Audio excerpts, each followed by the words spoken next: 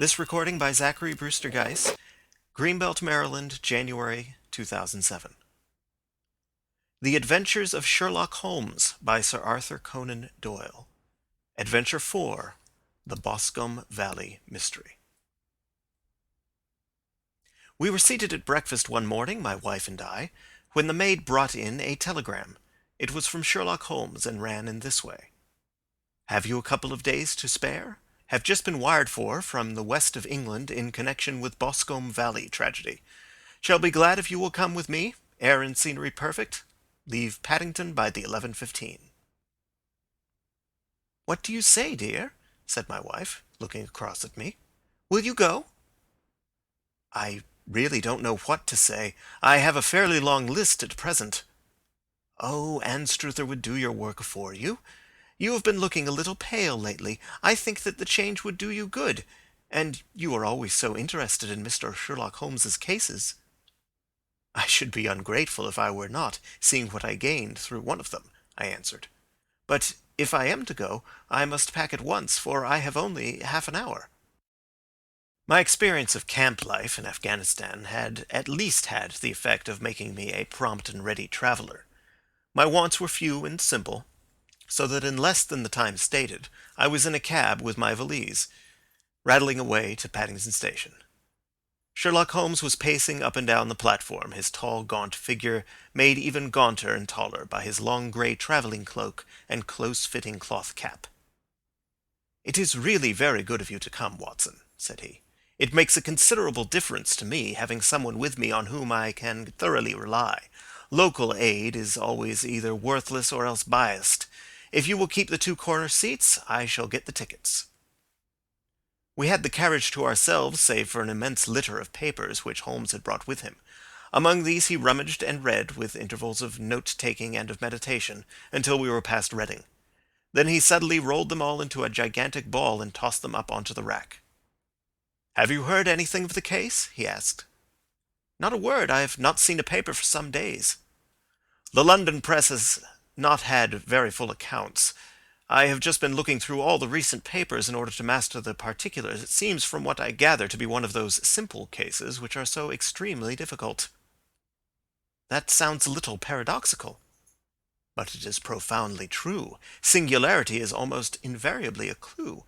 The more featureless and commonplace a crime is, the more difficult it is to bring it home. In this case, however, they have established a very serious case against the son of the murdered man." "It is a murder, then?" "Well, it is conjectured to be so. I shall take nothing for granted until I have the opportunity of looking personally into it. I will explain the state of things to you as far as I have been able to understand it in a very few words. Boscombe Valley is a country district not very far from Ross in Herefordshire. The largest landed proprietor in that part is a Mr. John Turner, who made his money in Australia and returned some years ago to the old country. One of the farms which he held, that of Hatherley, was lent to Mr. Charles McCarthy, who was also an ex-Australian. The men had known each other in the colonies, so that it was not unnatural that, when they came to settle down, that they should do so as near each other as possible. Turner was apparently the richer man, so McCarthy became his tenant, but still remained, it seems, upon terms of perfect equality, as they were frequently together. McCarthy had one son, a lad of 18, and Turner had an only daughter of the same age, but neither of them had wives living. They appear to have avoided the society of the neighbouring English families, and to have led retired lives, though both the McCarthys were fond of sport, and were frequently seen at the race meetings of the neighbourhood. McCarthy kept two servants, a man and a girl. Turner had a considerable household, some half-dozen at the least. That is as much as I have been able to gather about the families. Now for the facts. On June 3rd, that is Monday last, McCarthy left his house at Hatherley about 3 in the afternoon and walked down to the Boscombe Pool, which is a small lake formed by the spreading out of the stream which runs down the Boscombe Valley. He had been out with his serving man in the morning at Ross, and he had told the man that he must hurry, as he had an appointment of importance to keep at 3. From that appointment he never came back alive. From Hatherley farmhouse to the Boscombe Pool is a quarter of a mile, and 2 people saw him as he passed over this ground. One was an old woman whose name is not mentioned, and the other was William Crowder, a gamekeeper in the employ of Mr. Turner. Both these witnesses deposed that Mr. McCarthy was walking alone. The gamekeeper adds that within a few minutes of his seeing Mr. McCarthy pass, he had seen his son, Mr. James McCarthy, going the same way with a gun under his arm. To the best of his belief, the father was actually in sight at the time, and the son was following him. He thought no more of the matter until he heard in the evening of the tragedy that had occurred. The two McCarthys were seen after the time when William Crowder, the gamekeeper, lost sight of them. The Boscombe Pool is thickly wooded round, with just a fringe of grass and of reeds round the edge. A girl of 14, Patience Moran, who is the daughter of the lodge-keeper of the Boscombe Valley estate, was in one of the woods picking flowers. She states that while she was there she saw, at the border of the wood and close by the lake, Mr. McCarthy and his son, and that they appeared to be having a violent quarrel. She heard Mr. McCarthy the elder using very strong language to his son, and she saw the latter raise up his hand as if to strike his father. She was so frightened by their violence that she ran away and told her mother when she reached home that she had left the two McCarthys quarrelling near Boscombe Pool, and that she was afraid that they were going to fight. She had hardly said the words when young Mr. McCarthy came running up to the lodge to say that he had found his father dead in the wood, and to ask for the help of the lodge-keeper. He was much excited, without either his gun or his hat, and his right hand and sleeve were observed to be stained with fresh blood. On following him, they found the dead body stretched out upon the grass beside the pool. The head had been beaten in by repeated blows of some heavy and blunt weapon. The injuries were such as might very well have been inflicted by the butt end of his son's gun, which was found lying on the grass within a few paces of the body. Under these circumstances the young man was instantly arrested, and a verdict of wilful murder having been returned at the inquest on Tuesday, he was on Wednesday brought before the magistrates at Ross, who have referred the case to the next assizes. Those are the main facts of the case, as they came out before the coroner and the police court. "I could hardly imagine a more damning case," I remarked. "If ever circumstantial evidence pointed to a criminal, it does so here." "Circumstantial evidence is a very tricky thing," answered Holmes thoughtfully. "It may seem to point very straight to one thing, but if you shift your own point of view a little, you may find it pointing in an equally uncompromising manner to something entirely different. It must be confessed, however, that the case looks exceedingly grave against the young man, and it is very possible that he is indeed the culprit. There are several people in the neighbourhood, however, and among them Miss Turner, the daughter of the neighbouring landowner, who believe in his innocence, and who have retained Lestrade, whom you may recollect in connection with the study in scarlet, to work out the case in his interest. Lestrade, being rather puzzled, has referred the case to me, and hence it is that two middle-aged gentlemen are flying westward at 50 miles an hour, instead of quietly digesting their breakfasts at home." "I am afraid," said I, "that the facts are so obvious that you will find little credit to be gained out of this case." "There is nothing more deceptive than an obvious fact," he answered, laughing. "Besides, we may chance to hit upon some other obvious facts, which may have been by no means obvious to Mr. Lestrade. You know me too well to think that I am boasting when I say that I shall either confirm or destroy his theory by means which he is quite incapable of employing or even of understanding. To take the first example to hand, I very clearly perceive that in your bedroom the window is upon the right-hand side, and yet I question whether Mr. Lestrade would have noticed even so self-evident a thing as that." "How on earth—" "My dear fellow, I know you well. I know the military neatness which characterizes you. You shave every morning, and in this season you shave by the sunlight. But since your shaving is less and less complete as we get farther back on the left side, until it becomes positively slovenly as we get round the angle of the jaw, it is surely very clear that that side is less illuminated than the other. I could not imagine a man of your habits looking at himself in an equal light and being satisfied with such a result. I only quote this as a trivial example of observation and inference. Therein lies my métier, and it is just possible that it may be of some service in the investigation which lies before us. There are one or two minor points which are brought out in the inquest and which are worth considering." "What are they?" It appears that his arrest did not take place at once, but after the return to Hatherley Farm. On the inspector of constabulary informing him that he was a prisoner, he remarked that he was not surprised to hear it, and that it was no more than his deserts. This observation of his had the natural effect of removing any traces of doubt which might have remained in the minds of the coroner's jury. "It was a confession!" I ejaculated. "No, for it was followed by a protestation of innocence. Coming on top of such a damning series of events, it was at the least a most suspicious remark." "On the contrary," said Holmes, "it is the brightest rift which I can at present see in the clouds. However innocent he might be, he could not be such an absolute imbecile as not to see that the circumstances were very black against him. Had he appeared surprised at his own arrest, or feigned indignation at it, I should have looked upon it as highly suspicious, because such surprise or anger would not be natural under the circumstances, and yet might appear to be the best policy to a scheming man. His frank acceptance of the situation marks him as either an innocent man, or else as a man of considerable self-restraint and firmness. As to his remark about his deserts, it was also not unnatural, if you consider that he stood beside the dead body of his father, and that there is no doubt that he had that very day so far forgotten his filial duty as to bandy words with him, and even, according to the little girl whose evidence is so important, to raise his hand as if to strike him. The self-reproach and contrition which are displayed in his remark appear to me to be the signs of a healthy mind rather than of a guilty one." I shook my head. "Many men have been hanged on far slighter evidence," I remarked. "So they have, and many men have been wrongfully hanged." "What is the young man's own account of the matter?" "It is, I am afraid, not very encouraging to his supporters, though there are one or two points in it which are suggestive.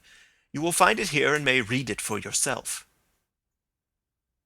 He picked out from his bundle a copy of the local Herefordshire paper, and having turned down the sheet he pointed out the paragraph in which the unfortunate young man had given his own statement of what had occurred. I settled myself down in the corner of the carriage and read it very carefully. It ran in this way: "Mr. James McCarthy, the only son of the deceased, was then called and gave evidence as follows. I had been away from home for 3 days at Bristol, and had only just returned upon the morning of last Monday the 3rd. My father was absent from home at the time of my arrival, and I was informed by the maid that he had driven over to Ross with John Cobb, the groom. Shortly after my return I heard the wheels of his trap in the yard, and, looking out of my window, I saw him get out and walk rapidly out of the yard, though I was not aware in which direction he was going.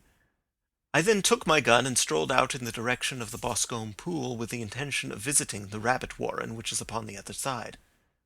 On my way I saw William Crowder, the gamekeeper, as he had stated in his evidence, but he is mistaken in thinking that I was following my father. I had no idea that he was in front of me. When about 100 yards from the pool I heard a cry of coo-ee, which is an unusual signal between my father and myself. I then hurried forward, and found him standing by the pool. He appeared to be much surprised at seeing me, and asked me rather roughly what I was doing there. A conversation ensued which led to high words and almost to blows, for my father was a man of a very violent temper. Seeing that his passion was becoming ungovernable, I left him and returned towards Hatherley Farm. I had not gone more than 150 yards, however, when I heard a hideous outcry behind me, which caused me to run back again. I found my father expiring upon the ground with his head terribly injured. I dropped my gun and held him in my arms, but he almost instantly expired. I knelt beside him for some minutes, and then made my way to Mr. Turner's lodge-keeper, his house being the nearest, to ask for assistance. I saw no one near my father when I returned, and I have no idea how he came by his injuries. He was not a popular man, being somewhat cold and forbidding in his manners. But he had, as far as I know, no active enemies. I know nothing further of the matter." The Coroner: "Did your father make any statement to you before he died?" Witness: "He mumbled a few words, but I could only catch some allusion to a rat." The Coroner: "What did you understand by that?" Witness: "It conveyed no meaning to me. I thought that he was delirious." The Coroner: "What was the point upon which you and your father had this final quarrel?" Witness: "I should prefer not to answer." The coroner. I am afraid that I must press it. Witness. It is really impossible for me to tell you. I can assure you that it has nothing to do with the sad tragedy which followed. The coroner. That is for the court to decide. I need not point out to you that your refusal to answer will prejudice your case considerably in any future proceedings which may arise. Witness. I still must refuse. The coroner. I understand that the cry of cooee was a common signal between you and your father. Witness. It was. The coroner. How was it then that he uttered it before he saw you and before he even knew that you had returned from Bristol? Witness, with considerable confusion. I do not know. A juryman. Did you see nothing which aroused your suspicions when you returned on hearing the cry and found your father fatally injured? Witness. Nothing definite. The coroner. What do you mean? Witness. I was so disturbed and excited as I rushed out into the open that I could think of nothing except my father. Yet I have a vague impression that as I ran forward, something lay upon the ground to the left of me. It seemed to be something grey in colour, a coat of some sort, or a plaid perhaps. When I rose from my father, I looked round for it, but it was gone. Do you mean that it had disappeared before you went to help? Yes, it was gone. You cannot say what it was? No, I had a feeling something was there. How far from the body? 12 yards or so. And how far from the edge of the wood? About the same. Then if it was removed, it was while you were within 12 yards of it? Yes, but with my back towards it. This concluded the examination of the witness. I see, said I as I glanced down the column, that the coroner in his concluding remarks was rather severe upon young McCarthy. He calls attention, and with reason, to the discrepancy about his father having signalled to him before seeing him, and also to his refusal to give details of his conversation with his father, and his singular account of his father's dying words. They are all, as he remarks, very much against the son. Holmes laughed softly to himself, and stretched himself out upon the cushioned seat. Both you and the coroner have been at some pains, said he, to single out the very strongest points in the young man's favour. Don't you see that you alternately give him credit for having too much imagination and too little? Too little if he could not invent a cause of quarrel which would give him the sympathy of the jury. Too much if he evolved from his own inner consciousness anything so outré as a dying reference to a rat, and the incident of the vanishing cloth. No, sir, I shall approach this case from the point of view that what this young man says is true, and we shall see whither that hypothesis will lead us.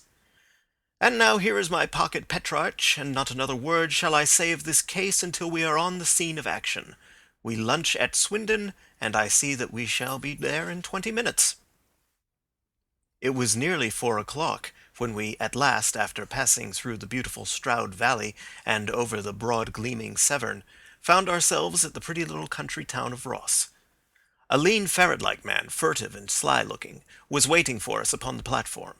In spite of the light brown dustcoat and leather leggings which he wore in deference to his rustic surroundings, I had no difficulty in recognizing Lestrade of Scotland Yard.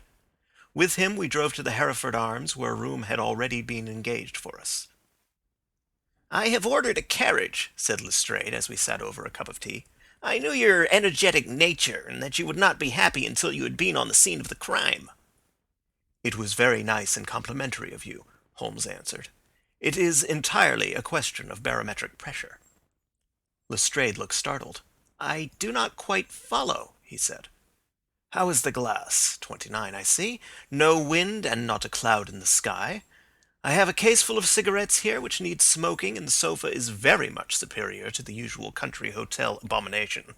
I do not think that it is probable that I shall use the carriage tonight." Lestrade laughed indulgently. "You have no doubt already formed your conclusions from the newspapers," he said. "The case is as plain as a pikestaff, and the more one goes into it, the plainer it becomes. Still, of course, one can't refuse a lady, and such a very positive one, too. She has heard of you, and would have your opinion, though I repeatedly told her that there was nothing which you could do which I had not already done. Why, bless my soul, here is her carriage at the door." He had hardly spoken before there rushed into the room one of the most lovely young women that I have ever seen in my life. Her violet eyes shining, her lips parted, a pink flush upon her cheeks, all thought of her natural reserve lost in her overpowering excitement and concern. "Oh, Mr. Sherlock Holmes!" she cried, glancing from one to the other of us, and finally with a woman's quick intuition fastening upon my companion. "I am so glad that you have come. I have driven down to tell you so. I know that James didn't do it. I know it, and I want you to start upon your work knowing it too. Never let yourself doubt upon that point. We have known each other since we were little children, and I know his faults, as no one else does, but he is too tender-hearted to hurt a fly. Such a charge is absurd to anyone who really knows him." "I hope we may clear him, Miss Turner," said Sherlock Holmes. "You may rely upon my doing all that I can." "But you have read the evidence. You have formed some conclusion. Do you not see some loophole, some flaw? Do you not yourself think that he is innocent?" "I think that it is very probable." "There now," she cried, throwing back her head and looking defiantly at Lestrade. "You hear? He gives me hopes."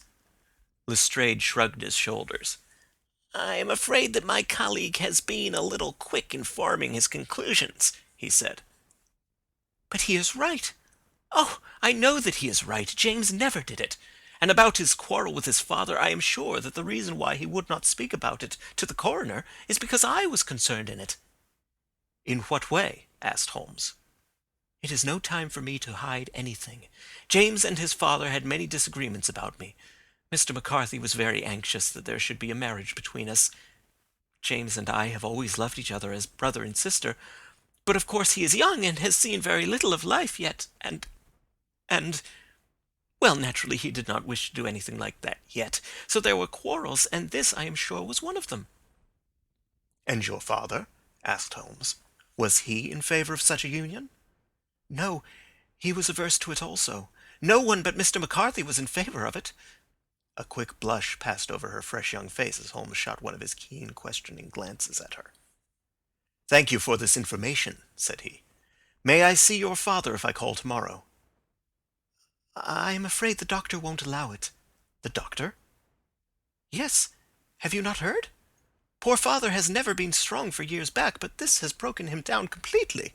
He is taken to his bed, and Dr. Willows says that he is a wreck, and that his nervous system is shattered. Mr. McCarthy was the only man alive who had known Dad in the old days in Victoria." "Ha! In Victoria, that is important." "Yes, at the mines." "Quite so, at the gold mines, where, as I understand, Mr. Turner made his money." "Yes, certainly." "Thank you, Miss Turner. You have been of material assistance to me."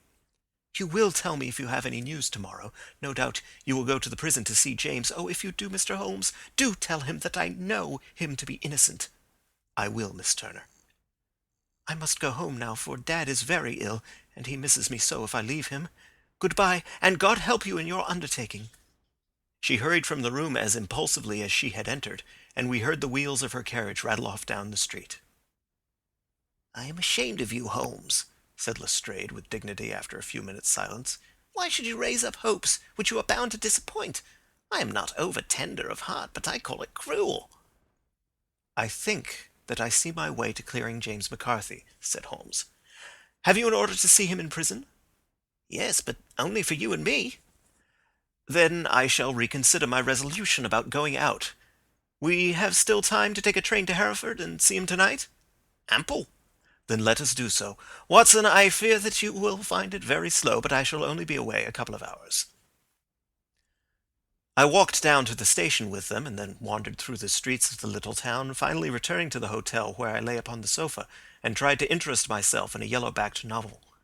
The puny plot of the story was so thin, however, when compared to the deep mystery through which we were groping, and I found my attention wander so continually from the action to the fact, that I at last flung it across the room and gave myself up entirely to a consideration of the events of the day. Supposing that this unhappy young man's story were absolutely true, then what hellish thing, what absolutely unforeseen and extraordinary calamity could have occurred between the time when he parted from his father and the moment when, drawn back by his screams, he rushed into the glade? It was something terrible and deadly. What could it be? Might not the nature of the injuries reveal something to my medical instincts? I rang the bell and called for the weekly country paper, which contained a verbatim account of the inquest. In the surgeon's deposition it was stated that the posterior third of the left parietal bone and the left half of the occipital bone had been shattered by a heavy blow from a blunt weapon. I marked the spot upon my own head. Clearly such a blow must have been struck from behind. That was to some extent in favor of the accused, as when seen quarreling he was face to face with his father. Still, it did not go for very much, for the older man might have turned his back before the blow fell. Still, it might be worthwhile to call Holmes's attention to it. Then there was the peculiar dying reference to a rat. What could that mean? It could not be delirium. A man dying from a sudden blow does not commonly become delirious. No, it was more likely to be an attempt to explain how he met his fate. But what could it indicate? I cuddled my brains to find some possible explanation. And then the incident of the grey cloth seen by young McCarthy. If that were true, the murderer must have dropped some part of his dress, presumably his overcoat, in his flight, and must have had the hardihood to return and to carry it away at the instant when the son was kneeling with his back turned not a dozen paces off. What a tissue of mysteries and improbabilities the whole thing was! I did not wonder at Lestrade's opinion, and yet I had so much faith in Sherlock Holmes's insight that I could not lose hope as long as every fresh fact seemed to strengthen his conviction of young McCarthy's innocence. It was late before Sherlock Holmes returned. He came back alone, for Lestrade was staying in lodgings in the town. "The glass still keeps very high," he remarked as he sat down. "It is of importance that it should not rain before we are able to go over the ground. On the other hand, a man should be at his very best and keenest for such a nice work as that, and I did not wish to do it when fagged by a long journey. I have seen young McCarthy." "And what did you learn from him?" "Nothing." "Could he throw no light?" "None at all. I was inclined to think at one time that he knew who had done it and was screening him or her. But I am convinced now that he is as puzzled as everyone else. He is not a very quick-witted youth, though comely to look at, and I should think sound at heart." "I cannot admire his taste," I remarked, "if it is indeed a fact that he was averse to a marriage with so charming a young lady as this Miss Turner." "Ah, thereby hangs a rather painful tale. This fellow is madly, insanely in love with her, but some 2 years ago, when he was only a lad, and before he really knew her, for she had been away 5 years at a boarding school, what does the idiot do but get into the clutches of a barmaid in Bristol and marry her at a registry office? No one knows a word of the matter, but you can imagine how maddening it must be to him to be upbraided for not doing what he would give his very eyes to do, but which he knows to be absolutely impossible. It was sheer frenzy of this sort which made him throw his hands up into the air when his father, at their last interview, was goading him on to propose to Miss Turner. On the other hand, he had no means of supporting himself, and his father, who was by all accounts a very hard man, would have thrown him over utterly had he known the truth. It was with his barmaid wife that he had spent the last 3 days in Bristol, and his father did not know where he was. Mark that point. It is of importance. Good has come out of evil, however, for the barmaid, finding from the papers that he is in serious trouble and likely to be hanged, has thrown him over utterly and has written to him to say that she has a husband already in the Bermuda dockyard, so that there is really no tie between them. I think that bit of news has consoled young McCarthy for all that he has suffered." "But if he is innocent, who has done it?" "Ah, who? I would call your attention very particularly to 2 points. One is that the murdered man had an appointment with someone at the pool, and that the someone could not have been his son, for his son was away, and he did not know when he would return. The second is that the murdered man was heard to cry coo-ee before he knew that his son had returned. Those are the crucial points upon which the case depends." "And now let us talk about George Meredith, if you please, and we shall leave all minor matters until tomorrow." There was no rain, as Holmes had foretold, and the morning broke bright and cloudless. At 9 o'clock Lestrade called for us with the carriage, and we set off for Hatherley Farm and the Boscombe Pool. "There is serious news this morning," Lestrade observed. "It is said that Mr. Turner of the Hole is so ill that his life is despaired of." "An elderly man, I presume?" said Holmes. "About 60. But his constitution has been shattered by his life abroad, and he has been in failing health for some time. This business has had a very bad effect upon him. He was an old friend of McCarthy's, and, I may add, a great benefactor to him, for I have learned that he gave him Hatherley Farm rent-free." "Indeed, that is interesting," said Holmes. "Oh, yes. In 100 other ways he has helped him. Everybody about here speaks of his kindness to him." "Really? Does it not strike you as a little singular that this McCarthy, who appears to have had little of his own, and to have been under such obligations to Turner, should still talk of marrying his son to Turner's daughter, who is presumably heiress to the estate, and that in such a very cocksure manner, as if it were merely a case of proposal and all else would follow? It is the more strange since we know that Turner himself was averse to the idea. The daughter told us as much. Do you not deduce something from that?" "We have got to the deduces and the inferences," said Lestrade, winking at me. "I find it hard enough to tackle facts home without flying away after theories and fancies." "You are right," said Holmes demurely. "You do find it very hard to tackle the facts." "Anyhow, I have grasped one fact which you seem to find it difficult to get hold of," replied Lestrade with some warmth. "And that is?" "That McCarthy Sr. met his death from McCarthy Jr., and that all theories to the contrary are the merest moonshine." "Well, moonshine is a brighter thing than fog," said Holmes, laughing. "But I am very much mistaken if this is not Hatherley Farm upon the left."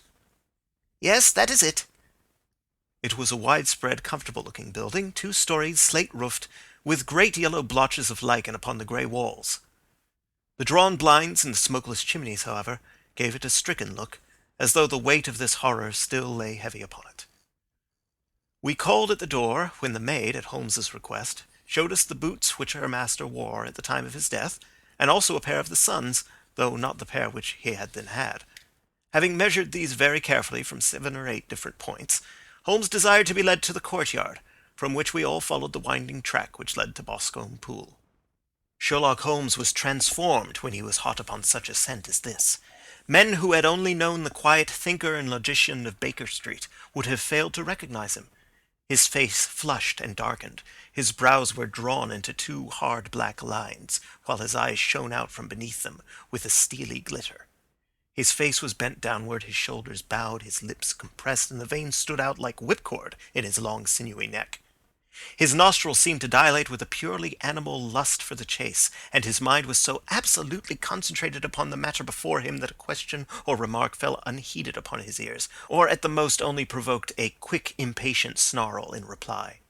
Swiftly and silently he made his way along the track which ran through the meadows, and so by way of the woods to the Boscombe Pool. It was damp, marshy ground, as is all that district, and there were marks of many feet, both upon the path and amid the short grass which bounded it on either side. Sometimes Holmes would hurry on, sometimes stop dead, and once he made quite a little detour into the meadow. Lestrade and I walked behind him, the detective indifferent and contemptuous, while I watched my friend with the interest which sprang from the conviction that every one of his actions was directed towards a definite end. The Boscombe Pool, which is a little reed-girt sheet of water some 50 yards across, is situated at the boundary between the Hatherley Farm and the private park of the wealthy Mr. Turner. Above the woods which lined it upon the farther side we could see the red, jutting pinnacles which marked the site of the rich landowner's dwelling.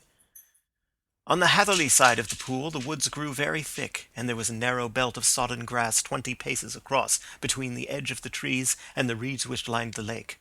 Lestrade showed us the exact spot at which the body had been found, and indeed so moist was the ground that I could plainly see the traces which had been left by the fall of the stricken man. To Holmes, as I could see by his eager face and peering eyes, very many other things were to be read upon the trampled grass. He ran round, like a dog who is picking up a scent, and then turned upon my companion. "What did you go into the pool for?" he asked. "I fished about with a rake. I thought there might be some weapon or other trace, but how on earth—" "Oh, tut, tut, I have no time. That left foot of yours with its inward twist is all over the place. A mole could trace it, and there it vanishes among the reeds. Oh, how simple it would have all been had I been here before they came like a herd of buffalo and wallowed all over it. Here is where the party with the lodge-keeper came, and they have covered all tracks for 6 or 8 feet round the body. But here are 3 separate tracks of the same feet." He drew out a lens and lay down upon his waterproof to have a better view, talking all the time rather to himself than to us. These are young McCarthy's feet. Twice he was walking, and once he ran swiftly so that the soles are deeply marked and the heels hardly visible. That bears out his story. He ran when he saw his father on the ground. Then here are the father's feet as he paced up and down. What is this, then? It is the butt end of the gun as the son stood listening. And this? Ha ha! What have we here? Tiptoes, tiptoes square, too. Quite unusual boots. They come, they go, they come again. Of course, that was for the cloak. Now, where did they come from? He ran up and down, sometimes losing, sometimes finding the track, until we were well within the edge of the wood and under the shadow of a great beech, the largest tree in the neighborhood. Holmes traced his way to the farther side of this and lay down once more upon his face with a little cry of satisfaction. For a long time he remained there, turning over the leaves and dried sticks, gathering up what seemed to me to be dust into an envelope, and examining with his lens not only the ground, but even the bark of the tree as far as he could reach. A jagged stone was lying among the moss, and this he also carefully examined and retained. Then he followed a pathway through the wood until he came to the high road, where all traces were lost. "It has been a case of considerable interest," he remarked, returning to his natural manner. "I fancy that this grey house on the right must be the lodge. I think that I will go in and have a word with Moran, and perhaps write a little note. Having done that, we may drive back to our luncheon. You may walk to the cab, and I shall be with you presently." It was about 10 minutes before we regained our cab and drove back into Ross, Holmes still carrying with him the stone which he had picked up in the wood. "This may interest you, Lestrade," he remarked, holding it out. "The murder was done with it." "I see no marks." "There are none." "How do you know, then?" "The grass was growing under it. It had only lain there a few days. There was no sign of a place whence it had been taken. It corresponds with the injuries. There is no sign of any other weapon." "And the murderer?" "Is a tall man, left-handed, limps with the right leg, wears thick-soled shooting boots and a grey cloak, smokes Indian cigars, uses a cigar holder, and carries a blunt penknife in his pocket. There are several other indications, but these may be enough to aid us in our search." Lestrade laughed. "I am afraid that I am still a skeptic," he said. "Theories are all very well, but we have to deal with a hard-headed British jury." "Nous verrons," answered Holmes calmly. "You work your own method, and I shall work mine. I shall be busy this afternoon, and shall probably return to London by the evening train." "And leave your case unfinished?" "No, finished." "But the mystery?" "It is solved." "Who is the criminal, then?" "The gentleman I describe." "But who is he?" "Surely it would not be difficult to find out. This is not such a populous neighborhood." Lestrade shrugged his shoulders. "I am a practical man," he said, "and I really cannot undertake to go about the country looking for a left-handed gentleman with a game leg. I should become the laughing-stock of Scotland Yard." "All right," said Holmes quietly. "I have given you the chance. Here are your lodgings. Goodbye. I shall drop you a line before I leave." Having left Lestrade at his rooms, we drove to our hotel, where we found lunch upon the table. Holmes was silent and buried in thought, with a pained expression upon his face, as one who finds himself in a perplexing position. "Look here, Watson," he said when the cloth was cleared. "Just sit down in this chair, and let me preach to you for a little. I don't know quite what to do, and I should value your advice. Light a cigar, and let me expound." "Pray do so." "Well, now, in considering this case, there are 2 points about young McCarthy's narrative which struck us both instantly, although they impressed me in his favor and you against him. One was the fact that his father should, according to his account, cry "Cooey" before seeing him. The other was his singular dying reference to a rat. He mumbled several words, you understand, but that was all that caught the son's ear. Now, from this double point our research must commence, and we will begin it by presuming that what the lad says is absolutely true. What of this "Cooey", then? Well, obviously it could not have been meant for the son. The son, as far as he knew, was in Bristol. It was mere chance that he was within earshot. The "Cooey" was meant to attract the attention of whoever it was that he had the appointment with. But "Cooey" is a distinctly Australian cry, and one which is used between Australians. There is a strong presumption that the person whom McCarthy expected to meet him at Boscombe Pool was someone who had been in Australia. What of the rat, then? Sherlock Holmes took a folded paper from his pocket and flattened it out on the table.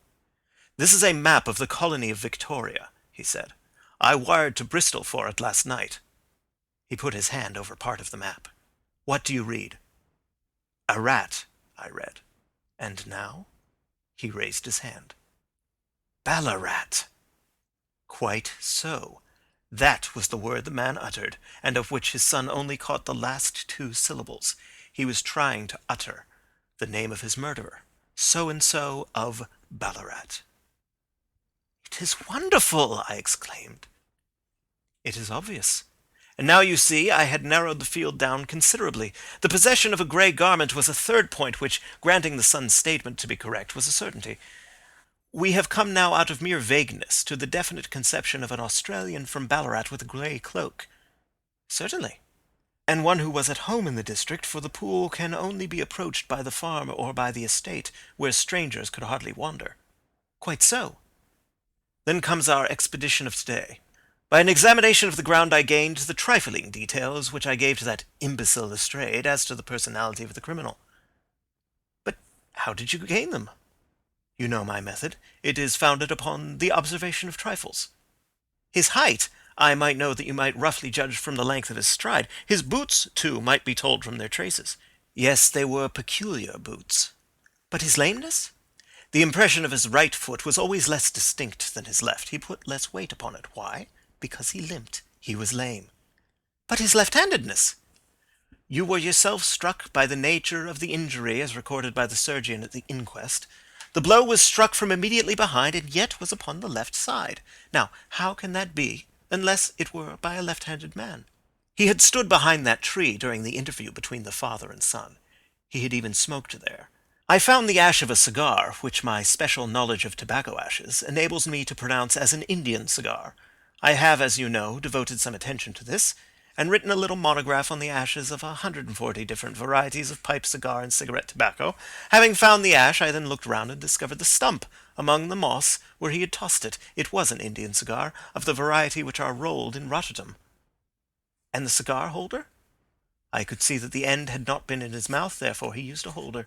The tip had been cut off, not bitten off, but the cut was not a clean one, so I deduced a blunt penknife." "Holmes," I said, "you have drawn a net round this man from which he cannot escape, and you have saved an innocent human life as truly as if you had cut the cord which was hanging him. I see the direction in which all this points. The culprit is—" "Mr. John Turner," cried the hotel waiter, opening the door of our sitting-room and uttering in a visitor. The man who entered was a strange and impressive figure. His slow, limping step and bowed shoulders gave the appearance of decrepitude, and yet his hard, deep-lined, craggy features and his enormous limbs showed that he was possessed of unusual strength of body and of character. His tangled beard, grizzled hair, and outstanding drooping eyebrows combined to give an air of dignity and power to his appearance, but his face was of an ashen white, while his lips and the corners of his nostrils were tinged with a shade of blue. It was clear to me at a glance that he was in the grip of some deadly and chronic disease. "Pray sit down on the sofa," said Holmes gently. "You had my note?" "Yes, the lodge-keeper brought it up. You said that you wished to see me here to avoid scandal." "I thought people would talk if I went to the hall." "And why did you wish to see me?" He looked across at my companion with despair in his weary eyes, as though his question was already answered. "Yes," said Holmes, answering the look rather than the words. "It is so. I know all about McCarthy." The old man sank his face in his hands. "God help me!" he cried. "But I would not have let the young man come to harm. I give you my word that I would have spoken out if it went against him at the assizes." "I am glad to hear you say so," said Holmes gravely. "I would have spoken now, had it not been for my dear girl. It would break her heart. It will break her heart when she hears that I am arrested." "It may not come to that," said Holmes. "What?" "I am no official agent. I understand that it was your daughter who required my presence here, and I am acting in her interests. Young McCarthy must be got off, however." "I am a dying man," said old Turner. I've had diabetes for years. My doctor says it is a question whether I shall live a month, yet I would rather die under my own roof than in a jail." Holmes rose and sat down at the table with his pen in his hand and a bundle of paper before him. "Just tell us the truth," he said. "I shall jot down the facts, you will sign it, and Watson here can witness it. Then I could produce your confession at the last extremity to save young McCarthy. I promise you that I shall not use it unless it is absolutely needed." "It's as well," said the old man. "It's a question whether I shall live to the assizes, so it matters little to me, but I should wish to spare Alice the shock. And now I will make the thing clear to you. It has been a long time in the acting, but it will not take me long to tell. You didn't know this dead man, McCarthy. He was a devil incarnate, I tell you that. God keep you out of the clutches of such a man as he. His grip has been upon me these 20 years, and he has blasted my life. I'll tell you first how I came to be in his power. It was in the early 60s at the diggings. I was a young chap then, hot-blooded and reckless, ready to turn my hand at anything. I got among bad companions, took to drink, had no luck with my claim, took to the bush, and in a word became what you would call over here a highway robber.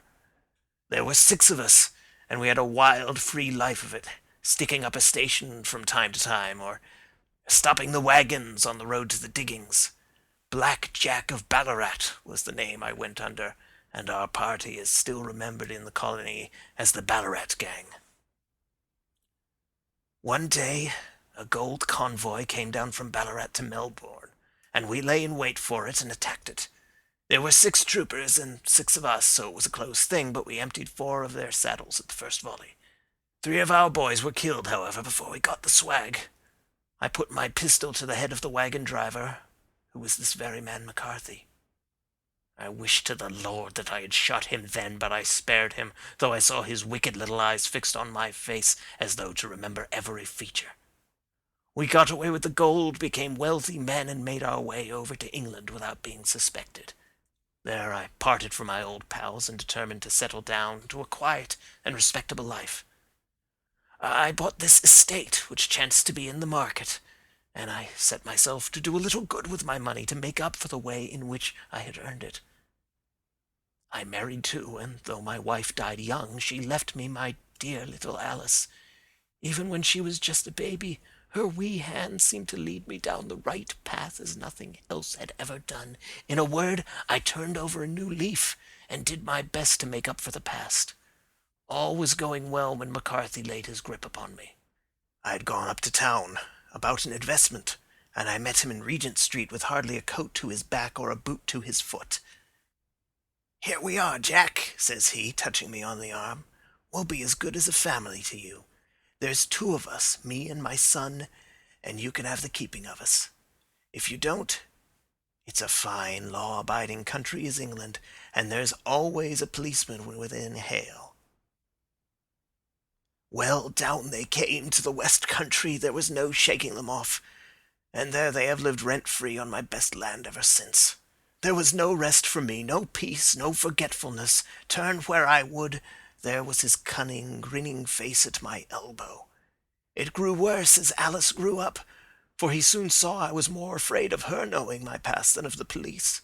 Whatever he wanted he must have, and whatever it was I gave him, without question. Land, money, houses, until at last he asked a thing which I could not give. He asked for Alice. His son, you see, had grown up, and so had my girl. And as I was known to be in weak health, it seemed a fine stroke to him that his lad should step into the whole property. But there I was firm. I would not have his cursed stock mixed with mine.